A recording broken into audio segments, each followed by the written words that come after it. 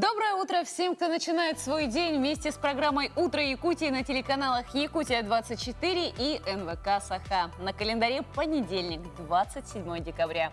И это утро с вами встречаем мы, Руслан Ачиров и Полина Долинская. Друзья, суровые и сильные духом якутские моржи сделали погружение в 50-градусный мороз. Об этом сегодня мы поговорим с нашим гостем в нашей студии. 2021 год заканчивается, и в следующем году нас ждет очень много интересных событий и свершений. И об этом мы узнаем в нашей рубрике «Наш юрист». Также на прошлой неделе мы подвели итоги республиканского конкурса на лучшее оформление, новогоднее оформление частного двора. И сегодня мы также пообщаемся с победителем и вручим подарки. А также напоминаем, что мы работаем в прямом эфире. Номер нашего WhatsApp 8 914 273 44 88. Рассказывайте, как прошли ваши выходные, делитесь планами на новогодние каникулы и поздравляйте своих родных и близких с приближающимися праздниками. Ну и, конечно же, наша страница в Инстаграме «Утро Якутии». Подписывайтесь, ставьте лайки, узнавайте анонсы будущих программ и много чего другого. А также смотрите нас через приложение. Если по какой-либо причине у вас нет возможности смотреть нас в прямом эфире, вы всегда можете посмотреть повторы на нашем YouTube-канале як24.ру. Ну что, финишная прямая 2021 года началась с сегодняшнего дня, с понедельника. И давайте узнаем, какая погода сейчас за окном.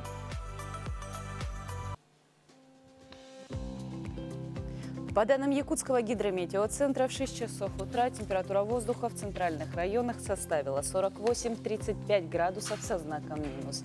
В Заречной группе минус 41, минус 42.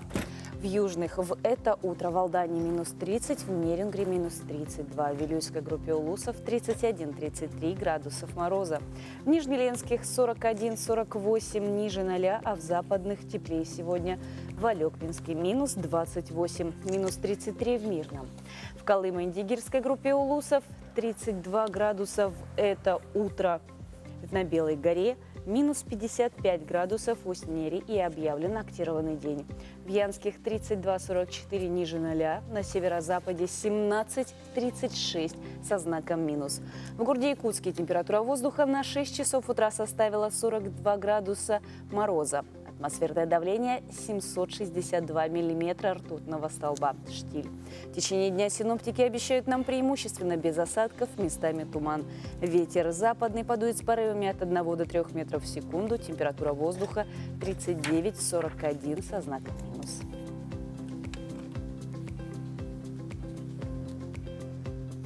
Ну что, якутские моржи приняли участие во всероссийской акции «Закаленная Россия. Здоровый человек». Любители зимнего купания и обливания от Владивостока до Калининграда нырнули в реки, озера, водоемы, облились холодной водой. А якутские моржи стали самыми экстремальными. Но, дорогие друзья, о том, как прошло это экстремальное погружение, мы узнаем сегодня у нашего гостя. Это Николай Сафронеев, председатель общественной организации «Саха Моржи». Доброе утро. Доброе утро. Вот мы сейчас погоду зачитали. Вас вообще, наверное, ничего не смутило в этих цифрах? Ну, почему? Утром всегда мы смотрим, наблюдаем, какая температура на улице. Якутские моржи вот, установили температурный рекорд. Вот как прошло это погружение? Ведь вы погружались в эти выходные. Было достаточно холодно. Да, было за 50, вот так примерно. И немножко ветер. Во-первых, хотелось бы поздравить всех наступающим Новым годом, воспользуясь. И вот эта акция, она была как раз для того, чтобы люди увидели, чтобы люди поняли, что можно заниматься своим здоровьем, можно улучшить свое здоровье, закаливаться. Действительно. Но, кстати, хотелось бы сказать, что, Николай Николаевич, я думаю, из-за того, что сегодня был ранний эфир, вы, наверное, сегодня окунались. Я знаю, что ежедневно с 6 утра, да, проходит погружение. К сожалению, после передачи пойду окунаться. То есть сегодня не успели. Но... Сегодня не успел. А скажите, вот погружение было действительно достаточно экстремальным. 50-градусный мороз сейчас в Якутске. Но участвовали не все профессиональные моржи. С чем это связано? Ну, это каждый сам выбирает для себя, потому что и палатка вот с печкой тоже была только в этот день. А обычно у нас ни палатки, ни домика там нету теплого, так что приходится только на себя. Ну, я могу подтвердить, это я в прошлом году снимал сюжет «Испытанный на себе». К сожалению, я не испытал на себе погружение, потому что там действительно нужно очень долго готовиться к этому. Но, тем не менее, меня удивило то, что ровно в 6 утра приходят моржи, начинают открывать прорубь, разбивают лед, который образовался, и кто-то приезжает на машине, кто-то приходит пешком, да, кто-то рядом, если живут, и окунается ежедневно. Ежедневно, почти каждый ежедневно. Ну, кто-то через день, через два. Как давно вы занимаетесь вот этим экстремальным видом спорта? Но я занимаюсь сам более 30 лет, моржую, а так начал с 8 класса обтираться снегом. Вот закаливание оттуда началось. А как вы к этому пришли? Болезнь. То есть Очень. были проблемы со здоровьем? Да, очень часто я болел ангинами в детстве. Вот и когда услышал, что есть такое закаливание, что ты через закаливание можешь свое здоровье подправить, вот я начал с 8 класса обтираться снегом. И Ну, как известно- у вас со здоровьем на сегодняшний день? Ну, все в порядке, отлично. Ну, кстати, хотелось бы сказать, по-моему, в советское же время была вот система детка, по-моему, да, называлась? Да-да, Порфирия Иванова. Вы прямо по ней начали заниматься или как бы сами пришли к этому? Снегом обтирался, это когда учительница по физкультуре рассказала об этом. А с 90-х годов, когда вот движение Порфирия Иванова началось, я книгу его прочитал, и вот, так как я уже был готов, я вот начал. И с лета купался, пока река не встанет, и потом уже обливался. Ну, вот в прошлом году я общался с моржами, практически все говорят, что ушли какие-то определенные проблемы, то есть самочувствие в целом улучшается. Как думаете, с чем это связано? Ну, это связано, наверное, с влиянием холода, потому что я это называю даже очень такой короткой медитацией, потому что ум останавливается на долю секунды. А когда ум останавливается, вот эта энергетика, все приходит к тебе. С чего начать человеку, который хочет улучшить свое общее физическое здоровье и попробовать, ну, хотя бы обливание холодной водой? Я всегда советую всем с лета. Вот Мгм. когда жара идет, когда купальный сезон, вот с этого надо начинать. И не переставая. Каждый день. Вот тогда уже приходишь. Мне кажется, вот вверх вот этой вот лестницы, да, это действительно погружение ежедневное в 6 утра в 50-градусные морозы. Действительно. Скажите, а есть такой термин «красный сигнал»? Что это такое? Что это означает? Я сам впервые от вас слышу. Но красный сигнал у человека самого должен быть. Он сам отвечает за себя, за свое здоровье. И поэтому этот красный сигнал должен быть для тех, кто первый раз окунается, да, приходит. Надо быть осторожным. Не всегда это может в пользу пойти. Поэтому надо все всегда оптимально прийти к этому спокойно с лета. Я понял, у меня был красный сигнал на съемках все-таки не зря, потому что было уже минус 45. Мы ставили специально палатку, там еще делали тесты какие-то, и потом вот я думал, печка будет стоять, палатка, я смогу окунуться, но сработал красный сигнал с утра, потому что было реально холодно.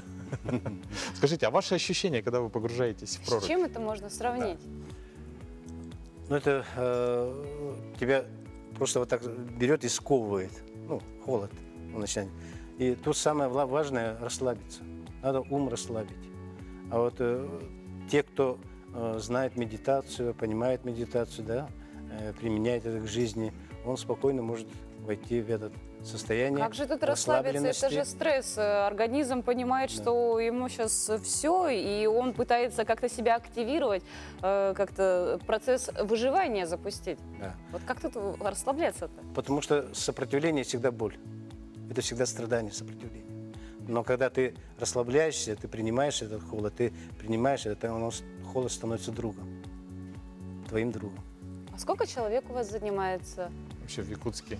По WhatsApp, если посмотреть, то у нас где-то около 40 человек, более 40. Из них постоянно купаются где-то более 20 человек. А постоянно по утрам, ну, где-то около 20. Так, наверное. Самый молодой, самый взрослый участник? Есть такие. Мгм. Ну, у нас мужчина есть 62 года, женщина 63 года. А молодые, даже вот ребенок был 12 лет. Вот, наш парень Морж Алексей, он даже готовит молодых людей, школьников, тренирует. Вот, вот они, бывает, приходят к нам и купаются. А вообще, как можно влиться в ваше движение? Как можно стать моржом? Но прийти к нам хотя бы в 7 утра, Посмотреть. подмести снег, там работы очень много, лед немножко там проколоть. То есть можно начать с этого, и вы дадите какие-то рекомендации. То есть сразу же нельзя опускаться Конечно. в прорубь. Многие так начинали, приходят, смотрят, а потом оказываются в проруби в следующем году. А вот скажите, ваши виды окунания, они отличаются от того, что нам готовят специальные палатки именно на крещение? Конечно, отличается, потому что там тепло, и тут... ты Вода только- все равно холодная абсолютно везде. Понятно, но когда ты из холодной воды выходишь в тепло, это совсем другое. Но когда ты из холодной воды выходишь 50 градусов, еще там ветер, Ну, я бы это сказал, совсем когда другое. когда ты из теплой воды выходишь на мороз, то есть вода же теплее, получается. Вода там, теплее, да. чем... Да, А какие у вас есть ритуалы перед погружением? у каждого свой ритуал, наверное. Кто-то там молится, кто-то что-то говорит, кто-то там верхним божествам или кому-то. Каждый по-своему. А у вас какой? Я всегда в состоянии медитации, поэтому хожу в этом состоянии всегда. Ну, наверное, мы попросим от вас, как от очень такого человека, который знает, что такое мороз, ежедневно с ним просто на «ты». Может быть, какие-то пожелания ваши жителям республики с наступающим Новым годом? Вот сегодня с утра морозно, да? Сколько температура? Вот 43? Минус 42. 42, да? Да. Вот. Немножко потеплело, отпустило немножко. Для нас это радость, да? Немножко отпустило. Я специально пришел пешком на передачу. Вот такая красота, да? Вот. Сказочные деревья, снега, тишина, никого на улице нет, и редкие прохожие, туманчик такой. И вся красота, она вот тут, рядом. Увидеть надо. Просто когда мы из сна выходим наружу, мы несем вот этот покой, состояние покоя, а потом разрушаем это умом своим, эмоциями. Действительно. Ну, спасибо вам большое за такой заряд бодрости. Я думаю, что, возможно, после этого эфира к вам еще присоединятся участники вашего движения. Спасибо. А мы желаем вам здоровья и двигаемся далее.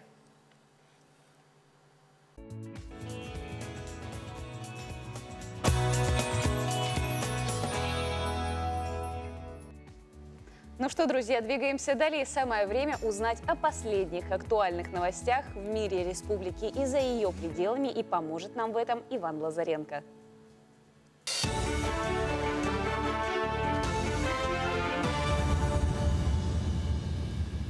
Доброе утро, коллеги. Доброе утро, Якутия. Вы смотрите новости. Книги местного известного в интернет-пространстве писателя-фантаста Сергея Ли появились на прилавках книжных магазинов Якутска. Произведение, написанное в жанре развлекательной фантастики «Стать сильнее», является первой книгой, выпущенной в текущем году тиражом в 1500 экземпляров. Писатель Сергей Ли в электронном формате выпустил уже более 10 книг. Также в 2020 году сам издал книгу «Боевое безумие» в жанре боевая фантастика. Это произведение наиболее популярное среди читателей. В дальнейшем писатель планирует свои книги выпускать в популярном ныне формате графического романа. Данный формат предусматривает иллюстрацию подобно комиксам, но при этом содержит объемный текст. Сначала я просто писал на самоиздате, выкладывал в интернет. Потом у меня появились там поклонники, читатели. Меня пригласили на интернет-площадку по продаже книг. Я там начал выступать, начал 2 серии начал писать вот как раз «Стать сильнее» и «Боевое безумие». В прошлом году со мной связалось издательство АСТ и предложило выпустить вот эту серию. Это фэнтези, вот это больше для подростков рассчитано, фантастика. То есть это отвлечься, почитать, получить позитивные эмоции.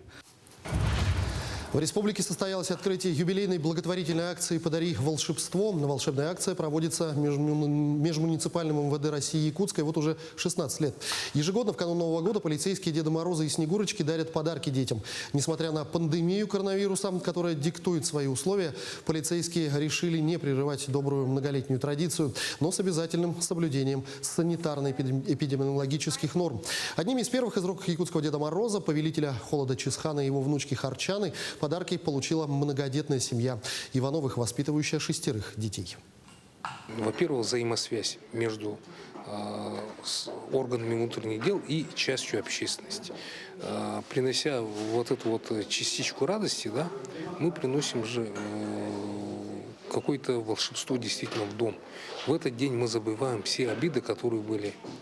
Не секрет, что эти подростки, некоторые состоят на наших профилактических учетах. И мы показываем со своей стороны не только себя с негативной стороны, но и с положительной стороны. В Центральном парке культуры и отдыха Волгограда установили необычную новогоднюю елку. Мы искали елочку, которой нет нигде в мире. Хотели сделать что-то уникальное для нашего города Волгограда и похвастаться, пригласив тем самым людей в наш парк в наш зимний сезон, который впервые открывается в Центральном парке, рассказал создатель футуристического украшения Денис Вогель. По словам архитектора, новогоднее украшение уникальное из-за формы постройки. Дерево состоит из 2 спиралей, которые в синергии создают образ ели. Все части конструкции покрыты краской хамелеоном, которая создает необычные образы при свете солнца. Она состоит из 140 металлических трубок, которые покрашены в специальную краску хамелеон, которая на солнце играет определенным образом. На этой елочке нет ни одной одинаковой трубки. Каждая трубка украшена специальной сферической лампочкой 7-ваттной. И они с определенным шагом расположены на центральной оси этой елки, то есть через 7 и 40 градусов соответственно. То есть нет ни одной одинаковой детали на этой елке. Она украшена пятиконечной, почти 2-метровой звездой, на которой расположены специальные управляемые светильники, так называемые пиксели, которые под программным управлением можно задавать различные цвета и какие-то узоры. Ну что, буквально пару минут назад мы пообщались с нашими моржами, которые окунаются в воду в 50-градусный мороз. Ну а в Японии капибары принимают горячую ванну с юдзу. Старинная японская традиция принимать ванны с цитрусом юдзу относится не только к людям, но и к животным. В соцсетях публикуют фото и видео, на котором капибары в зоопарках Японии наслаждаются водными процедурами в разгар зимы. Животные при этом выглядят очень довольными и расслабленными. Капибары щурятся и отводят глаза назад, что свидетельствует о том, что им приятно. Традиция купаться в горячей ванне с цитрусом юдзу насчитывает буквально уже тысячи лет. Обычно совершается в естественном горячем источнике в день зимнего солнцестояния. Есть поверье, что такие ванны защищают от зла и простуд. Кожура юдзу содержит вещество под названием намелин, которое способствует хорошему кровообращению. И кроме того, еще в этом виде цитрусов много витамина С. Такие милые животные. Ты знаешь, вот такое окунание мне подходит больше всего. Во-первых, источник теплый, еще и витамином С ты наполняешься, и тут у тебя сразу вкусные фрукты. По-моему, Действительно. прекрасно. Я бы тоже не прочь вообще каждое утро вот так вот начинать. Кстати, у нас была бы где-нибудь такая горячая ванна, тоже, вот как в Находе. Наход, да, вот Наход очень... Я там был, было прекрасно, здорово. А мы двигаемся далее. Новый год – это любимый всеми праздник, любят его и взрослые, и дети. Его отмечают люди всех народностей нашей многонациональной страны. В Ленске уже полным ходом идет подготовка к этому важному событию. Давайте узнаем подробности далее. Новый год для семьи из Киргизии – праздник особенный. В 1991 году в новогоднюю ночь у главы семейства Шаирбека Маматова родился сын. Это был его самый запоминающийся подарок. Так как мальчик появился на свет в новогоднюю ночь под залпы фейерверка, отец решил дать ему яркое имя, ассоциирующееся с огнями праздника – Жалынбек, что в переводе с киргизского означает «пламя». Мне когда 23 года было, а меня тогда женился 90 января год. Потом у меня 90 января женился, потом 31-го самый лучший подарок сын был. Его имя я сам поставил. Мама говорила тогда, мама живая была, поставь имя, это сам первый сын, а я поставил Джалымбека. На родине у Шаирбека этот праздник отмечают тоже, но не ставят его выше национальных. Проживая в Ленске уже 20 лет, киргизские традиции давно переплелись с российскими. В семье также наряжают елку, накрывают стол, к которому готовят свои национальные блюда. Праздник отмечают в кругу семьи, приглашают родных. А после боя курантов идут на площадь полюбоваться фейерверком, а потом по гостям до самого утра. Ну, как все, с семьей, вместе, и за столом. И потом как бы близкими подарками, да, и в гости ходим.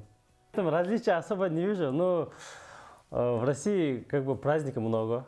И у нас тоже так же делают, во всех этого, почти дома на родине. Фейерверки делают и елку.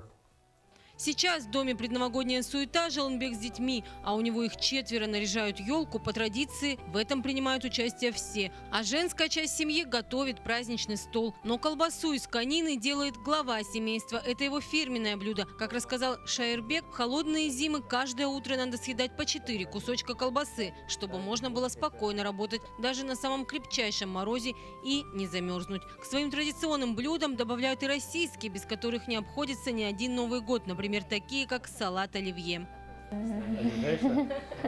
Как у нас это, как бы, это можно, это другое. Ну, Еще пельмени это Тоже русские, почему? да, русские все это. Еще какое блюдо есть, да. Котлет, Да. все сделаем. Вот холодец готовился, вот это чучук. Это крымские колбаса. Хлеб, это лепешка и борсок, это чакчики. Все. Еще много есть. Но какие бы вкусности ни приготовила хозяйка, самый большой и значимый подарок она сделала мужу 30 лет назад. Подарила первенца сына прямо в новогоднюю ночь. И теперь каждый Новый год в их семье ознаменован этим важным событием. Интересно, что мальчик родился прямо на рубеже годов, 31 декабря, но записали дату рождения 1 января. Такую новогоднюю ночь забыть невозможно. Наши близкие, все знакомые, примерно у него родной брат есть, братышки есть, в основном к нам придет. Потому что у меня 2 сына, 2 дочки есть. Самый старший Женя, вот. 2 дочки там из Киргизии остались там. Потом уже 31 он родился. И когда он родился, я радовался. Да. Каждый год он к нам подходит они. После 19 до 19. Здесь отмечаем много, каждый год. 20, Жена только сейчас говорила. 20 лет уже мы прошли, здесь жили, почти местные Якуты мы стали уже почти. Своих детей Жалынбек воспитывает так же, как его, в почете и уважении к старшему поколению, а отец ему помогает в этом. Пока семья заранее делает заготовки блюд к новогоднему столу и украшает дом, чтобы новый 2022 год встретить в теплой праздничной атмосфере, в кругу семьи. С наступающим с Новым годом! Анна Кожевникова, Виталий Андреев, Ленск. Руслан, кстати, ты когда-нибудь задумывался, сколько различных схем вырезания из бумаги снежинок можно сделать? Ну, я не знаю, наверное, зависит от мастерства того человека, который вырезает, но я думаю, что очень достаточно много. Да, их действительно, их даже больше 1000. Есть разнообразные схемы. Есть ажурные, есть объемные даже, 3D. Ты представляешь? Мы не зря об этом заговорили, потому что сегодня, 27 декабря, отмечают праздник День вырезания снежинки из бумаги. Ну, а какие еще даты и события сегодня? Давайте посмотрим далее. На календаре 27 декабря. Сегодня отмечают День спасателя, День шиворот на выворот, День вырезания снежинки из бумаги, День фруктового пирога. По народному календарю в этот день почитают память святых мучеников Аполлония, Филимона, Феотиха, Ариана. Традиционно этот день посвящали уборке. Считалось, что порядок в доме способен отпугнуть нечистую силу. Люди верили, что нечистая сила боится воды, поэтому было принято часто умываться. Теплая погода в этот день сулит жаркое лето. События в этот день. Чарльз Дарвин взошел на борт корабля «Бигль», чтобы совершить путешествие, в ходе которого он сформулировал теорию эволюции. Сталин объявил о раскулачивании и повсеместной коллективизации в сельском хозяйстве. В этот день введена единая паспортная система в Советском Союзе. Образована паспортно-визовая служба. Был создан Международный валютный фонд. 27 декабря принято постановление Совета министров РСФСР об образовании Российского корпуса спасателей. В Москве в этот день в Серебряном Бару открыт живописный мост. В этот день родились Луи Пастер, французский микробиолог и химик; Павел Третьяков, российский предприниматель, меценат, основатель Третьяковской галереи; Людовик Замингов, польский врач, лингвист, создатель эсперанто; Марлен Дитрих, немецкая и американская киноактриса; Лариса Латынина, советская гимнастка, девятикратная олимпийская чемпионка, общественный деятель. В этот день также родились Николай Сличенко, советский российский актер, режиссер, певец, педагог, народный артист Советского Союза; Эммануил Виторган, советский российский актер театра и кино, народный артист России; Жерар Депардье, французский актер, ресторатор, винодел; Сергей Бодров, российский актер, режиссер, сценарист. Именины сегодня отмечают Николай и Ларион.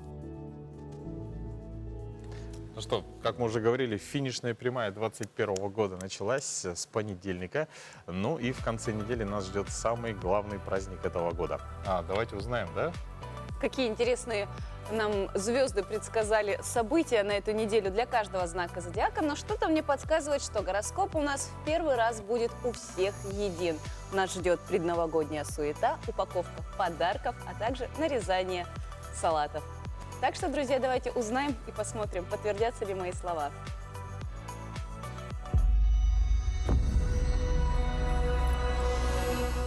Овны. Дела и заботы. Скорее всего, вам не удастся отдохнуть в этот праздник. Могут возникнуть неотложные дела и заботы. Попробуйте освободить для себя 2 января. Этот день может стать особенным. После праздников смело начинайте заниматься спортом. Результат будет. Тельцы. За большим столом. Рисковать ближайшую новогоднюю неделю нежелательно. Лучше переждите месяц-другой и только потом принимайтесь за активные действия. Звезды советуют вам накрыть хороший праздничный стол и позвать близких людей. Такое празднование – то, что вам сейчас нужно. Близнецы. Разделение полномочий. Ответственные дела на это время лучше не планировать, а некоторые вообще желательно перепоручить другим людям.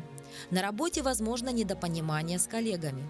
Постарайтесь все уладить до новогоднего корпоратива. Чаще улыбайтесь сейчас. Улыбка станет вашим помощником. Раки.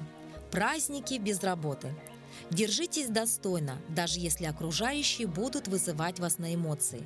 Не оставляйте работу на праздник, постарайтесь завершить все проекты до наступления Нового года.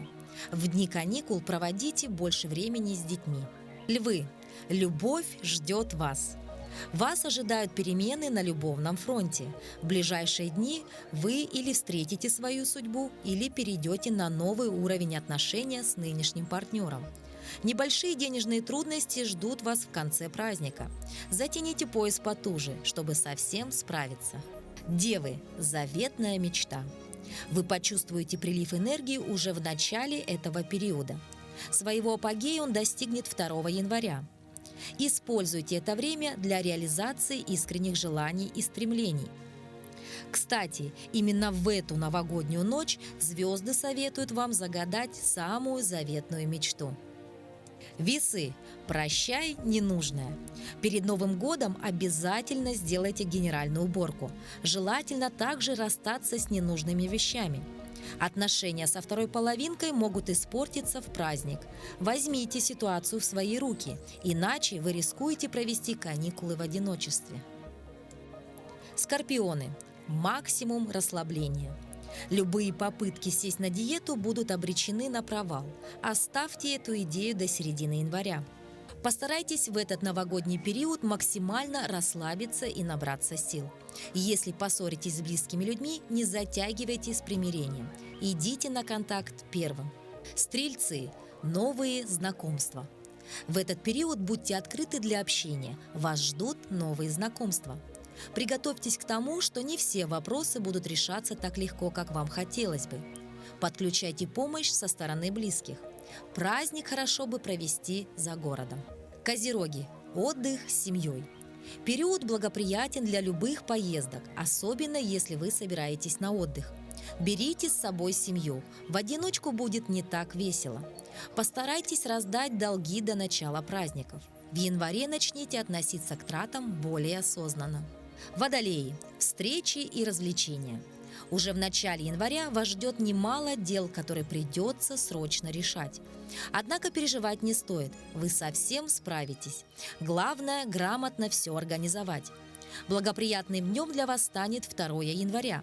Планируйте в это время встречи и развлечения. Рыбы. Не до планов. Планы на этот период можете даже не строить. Вряд ли получится их осуществить. Лень будет на пределе. Но, может, оно и к лучшему. Отдохните, расслабьтесь, приведите мысли в порядок. Постарайтесь не заболеть. Велик риск подхватить сезонный вирус.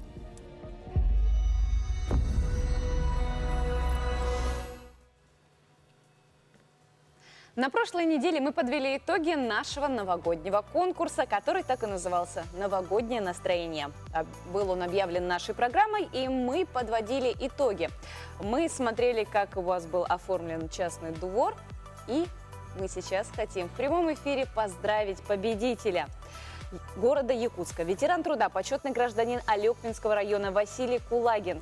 Сегодня он наш утренний гость. Доброе утро. Доброе утро. Василий Алексеевич, доброе утро. Позвольте вас в самом начале поздравить с победой и вручить наши подарки. Это вот эта замечательная подушечка. Спасибо. Замечательный набор, кувшин и, конечно же, приглашение на представление в наш государственный цирк Республики Саха-Якутия. Спасибо, очень Поздравляем приятно. вас от всей души. Кстати, мы знаем, что вы украшаете более 20 лет уже свой двор. С чего все началось и для кого вы создаете такую красоту? Да, все началось с 2000 года. Потому что в этот год я задумался, что надо как-то новое тысячелетие встретить красиво. Мы как раз к этому времени строили дом свой, еще недостроенный был, на своем участке по Вилюйскому тракту. И поэтому вот первое украшение мы сделали в 2000 году. Это было, значит, как бы символ христианского летоисчисления и начала нового тысячелетия. Ну, а потом уже, конечно, меня на это дело вдохновило рождение моей первой внучки. Я думаю, что не надо говорить о том, что какое счастье и радость, когда рождается первая внучка. И, естественно, вот с того времени это началось уже, я пришел к мысли, что надо было делать символ года. Ну, конечно, у нас сложился такой очень хороший творческий тандем с моим племянником, Пшенниковым Володей. Он прекрасный дизайнер-художник, поэтому мы с ним в этом самом месте все обсуждаем. Он карандашный там рисуночек, набросок делает, а мое дело уже было, и сын мне помогал притворять все это дело в жизнь. То есть пришлось, конечно, там немножко продумать эту технологию и так далее, потому что мы же не специалисты, поэтому я думаю, что я нашел свой путь, каким образом, вот, используя дюралайт и так далее, делать вот эти символы года. Сначала они были... Для воплощения нужно же еще какие-то вложения материальные в украшениях. Кто вам в этом помогает? Не, в этом никто не помогает. Просто моя семья, это вся была в этом заинтересована, вот в том, что я сказал. И поэтому для нас это определенной сложности не было, потому что мы все вместе, потому что и сын работает, и мы с супругой работали, поэтому там не такие уж и большие вложения, потому что все было продумано так, чтобы это семейный бюджет не сильно пострадал. Да, сильно не пострадал, чтобы, да. Ну а можете ли вы дать советы, вот, допустим, нашим телезрителям, как можно сделать вот такую красоту, как можно вот украсить свой двор или подъезд? Ну, для этого сейчас вот, ну, поначалу, когда мы занялись, то, естественно, только начиналась эра вот этих дюралайтов там и так далее, да. А сейчас это для этого огромное поле всяких разных инструментов. Поэтому я думаю, что лишь бы была в голове фантазия, лишь бы было желание дарить людям радость. И тогда все у вас может получиться. Василий Алексеевич, вы почетный гражданин Алекминского района, а живете в Якутске давно? Ну, в Якутске я живу с 1966 года, как поступил в Якутский государственный университет. Я Чем по вам специальности нравится? физик, поэтому о физике они должны работать руками и головой. Поэтому у меня руки растут откуда надо. Поэтому все эту красоту и делаю. То есть вы еще используете свои знания? А как же, конечно. Потому что я на «ты» с электрикой и так далее, с любой техникой. Мы знаем, что вы активный общественник, являетесь первым заместителем председателя общественной организации «Потомки государевых ямщиков». Чем сейчас занимаетесь и какие проекты вы реализуете?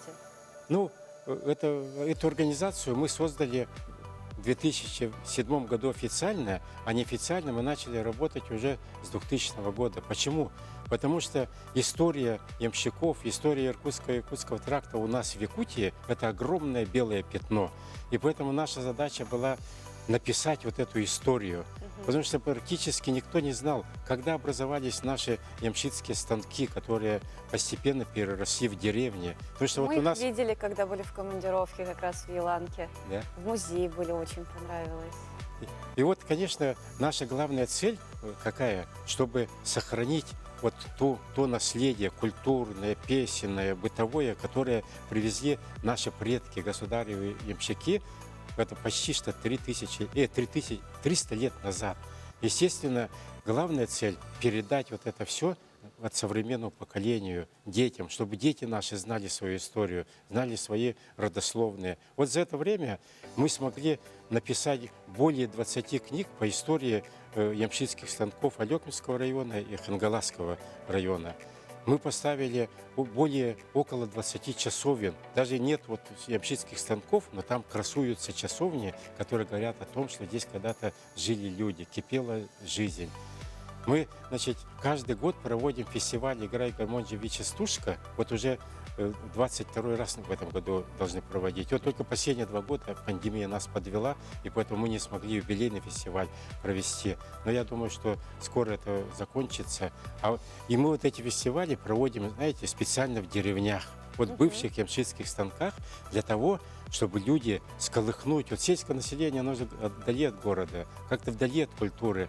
А вот эти фестивали, они всколыхнули сельское население, и для них это стало огромным таким счастливым праздником для всех этих деревень, понимаете?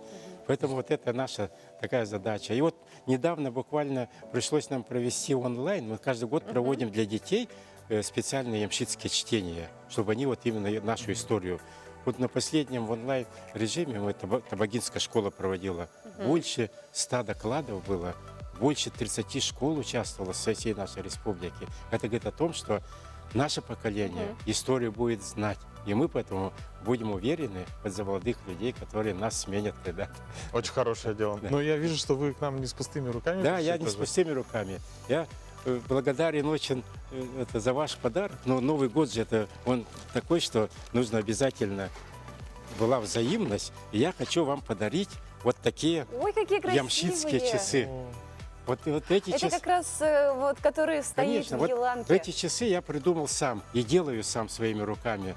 У меня давно была Давайте мысль, покажем. как же увековечить память о наших предках, государевых ямщиках. И вот на этих часах, значит, это часы, посвященные Якутску. Якутская городская почтовая станция была. Значит, на них нанесено 63 почтовые станции от Витима до Якутска. Это вообще на почтовом тракте было 126 почтовых станций. И там же указано, какое расстояние в верстах было каждой почтовой станции. Поэтому, посмотрев на эти часы, мы сразу видим историю нашего Якутского почтового тракта. Очень И таких красиво. часов, Спасибо такие большое. часы я сделал примерно для 20 персонально-почтовых станций, на которой изображена конкретная почтовая станция, верстовой столб, который указывает расстояние до Иркутска, расстояние до Якутска. И поэтому это является, можно сказать, нашим теперь брендом и символом вот нашего ямщицкого движения. Я еще хотел бы сказать, вот у нас в Якутске открыли, благодаря нашей многолетней просьбе, ямщицкое подворье, знаете, напротив святителя Иннокентия в старом городе. И вот в прошлом году при открытии глава республики Айсен Сергеевич нам пообещал прилюдно, что там в этом году, на будущий год столетия, будет обязательно стоять памятник ямщикам. Мы этот вопрос проработали, подали куда надо документы и так далее. И сейчас бы я хотел снова обратиться к правительству, городу, президенту. Давайте вот это осуществим в эту жизнь. Поэтому это, знаете, подарок какой будет огромный для всего нашего, для всей нашей республики, для всего нашего сословия ямщиков, которые потомки проживают, тысячи ямщиков потомков проживает у нас в Якутии, за пределами нашего города Якутска. Василий Алексеевич, большое вам спасибо. Мы рады вручить вам подарок. Спасибо вам за наш монетку за часы. подарок. Обязательно монетку за часы, друзья. Дарите друг другу подарки. Поздравляйте друг друга с Новым годом. Мы свой подарок уже получили. И мы, друзья, с вами прервемся на некоторое время и продолжим наш новогодний эфир. Я их не успел, я поздравил.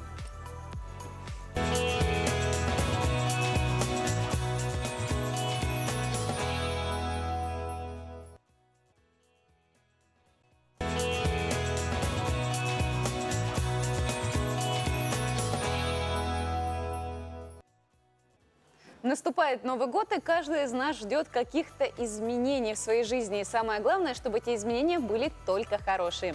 А наш юрист Вероника Тамтосова знает, чем порадовать наших телезрителей. Дорогие друзья, доброго всем утра. Не за горами у нас Новый год и новые нововведения в законодательстве.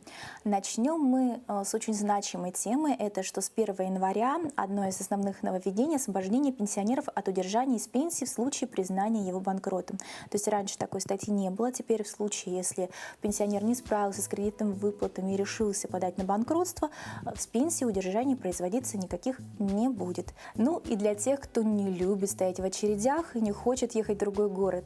У нас органы ЗАГСа изменили порядок выдачи копий свидетельства о рождении, расторжении брака, свидетельства о браке и иных актов гражданского состояния. Теперь их можно получить не по месту выдачи, а в любом органе ЗАГСа. Это очень удобно. Также и регистрация происходит актов гражданского состояния в любом органе. То есть если раньше вы зарегистрировали брак в другом регионе, вам нужно было обращаться через органы ЗАГСа именно в тот регион, ждать, пока дубликат документа поступит, то теперь вы можете обратиться в том регионе, в котором находитесь, и получить дубликат. Отличное нововведение и очень сокращает продолжительность выдачи дубликатов.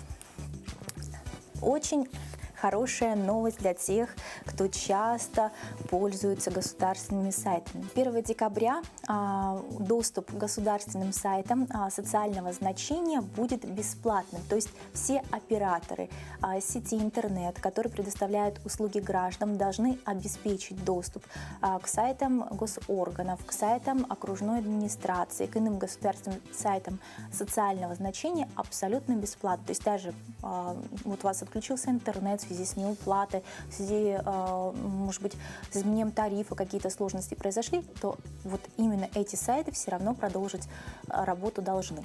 В нотариальной системе появится реестр распоряжений об отмене доверенности в ЕИС. То есть теперь, если вы отозвали доверенность, это будет занесено в реестр, это будет доступная информация, можно будет ее получить, проверить, запросить. Это касается сделок по доверенности, отчуждения имущества, сделок по доверенности, приобретения имущества, все это будет проверяться.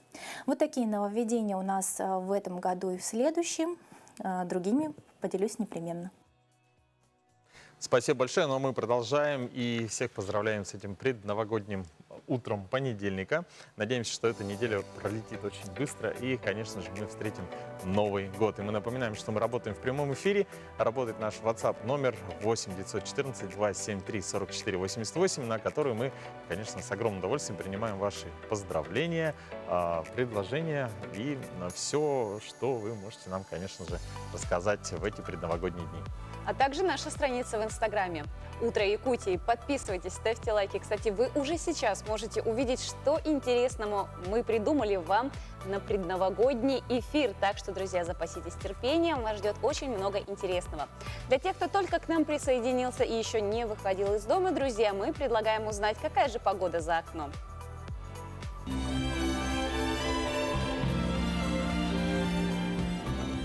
В регионах составила 35-48 ниже 0. В Заречной группе 41-52 градуса мороза. В южных в Алдании в минус 30, в Нерюнгри минус 32. В Вилюйской группе минус 31, минус 33, а в Нижнеленских 41-48. В западных 28 градусов ниже 0 в Алекнинске и минус 33 в городе Мирном. В Колыме-Индигирской группе Улусов 32 градусов – это утро на Белой горе. Минус 55 в Уснере и объявлен актированный день. В Янских минус 32, минус 44, а на северо-западе минус 17 в это утро в Тиксе, минус 36 в Оленьке. В городе Якутске температура воздуха на 6 часов утра составила 42 градуса ниже 0. Атмосферное давление 762 миллиметра ртутного столба. Штиль. В течение дня синоптики обещают нам день преимущественно без осадков, местами туман. Ветер западный подует с порывами от 1 до 3 метров в секунду. Днем столбик термометра покажет 39-41 градус мороза.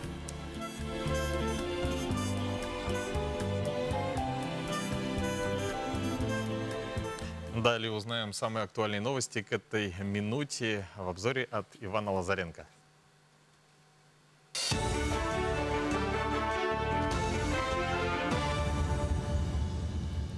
Доброе утро, коллеги. Доброе утро, Якутия. Вы смотрите новости. Накануне в столице состоялась традиционная елка главы Якутии. Праздничное мероприятие прошло в Саха-цирке. Его участниками стали школьники, которые добились высоких результатов в учебе, спорте, науке и искусстве. Отличники, активисты, спортсмены, победители олимпиад, научно-практических конференций и других значимых конкурсов. По информации Минобра Якутии, очно на елку главы приехали около 200 школьников. Остальные приняли участие в дистанционном формате. Елка главы Якутии проводится с 1998 года и является самым ожидаемым мероприятием для старшеклассников. За эти годы мероприятие посетили свыше 14 тысяч школьников, учащихся с 9 по 11 классы. Традиционно им вручают стипендии главы республики на сумму 25 тысяч рублей. Якутской кадетской школы-интернат, призер Всероссийской НПК науки. Замечательно, что сегодня наша республика развивается. И, как всегда, это было уже десятилетия, мы обращаем самое пристальное внимание на образование. Я рад, что сегодня наши дети могут учиться все в лучших и лучших условиях. За последние 3 года мы построили уже свыше 70 детских садов, новых школ. Буквально в ближайшее время будет введено новое здание Малой академии наук в селе Актемцы. Строится замечательный круглогодичный детский лагерь «Полярная звезда». Уже мы приступаем к реальной реализации проекта о строительстве здесь, в Якутске, парка будущих поколений. Мы всегда в Якутии гордились своими детьми, гордились нашими школьниками. И я рад, безмерно рад и горд за Якутию, потому что в этом году из 20 лучших школ Дальнего Востока, чьи выпускники больше всех поступили в федеральные вузы, 9 школ Республики Саха-Якутия. В Якутске проходит традиционная новогодняя ярмарка. На протяжении 5 дней в предновогодние дни жители и гости столицы смогут приобрести подарки, а также все, что нужно для встречи Нового года. На ярмарке участвуют более 50 предпринимателей. Здесь можно купить различные подарки от местных мастеров, эксклюзивные кондитерские лакомства, а также полуфабрикаты местного производства, одежду, сувениры и косметику. Помимо широкого выбора, есть возможность поучаствовать в мастер-классе по изготовлению корзин. Ярмарка проводится в спортивном комплексе «50 лет Победы» до 30 декабря включительно. Ежедневно ассортимент товаров пополняется, а представители брендов меняются. Я могу и показать, и научить еще людей вдобавок ко всему, как это делается, чтобы сейчас, вы знаете, дома люди много же сидят, да, с пандемией, и в основном же интернет и телефон, да, и хочется что-то все равно пошевелиться своими руками сделать, и это красиво и приятно, и Вот, пожалуйста, можете посмотреть, что из этого получается. И тем более это все актуально в применении. Не просто и как красиво, и в то же время можно и применить у себя же дома, сделать это красиво, в подарок сделать своим близким и родным. Хатта. Мы все знаем, как это пахнет на начальной стадии, поэтому этот вариант, он просто идеальный. Открыл, положил в кипящую воду, все. И также кровяная колбаса. Все это заливать. Теперь всех этих проблем нет, потому что это все решено в одном пакетике. Это супер удобно. Да, это местное. Стали известны результаты конкурса на звание «Лучший ледовый корт Якутии» среди муниципальных образований республики, которые объявили Минспорт и Федерация хоккея республики еще в феврале.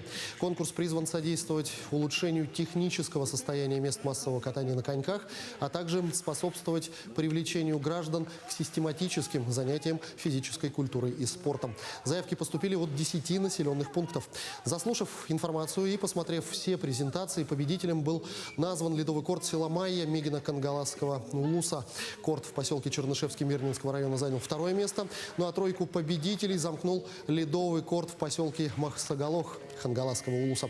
По итогам конкурса организаторам было предложено в следующем году разделить участников по группам. Это крытые и открытые ледовые корты и корты, расположенные в северных улусах. К этому часу пока все. Я с вами прощаюсь и отличного дня.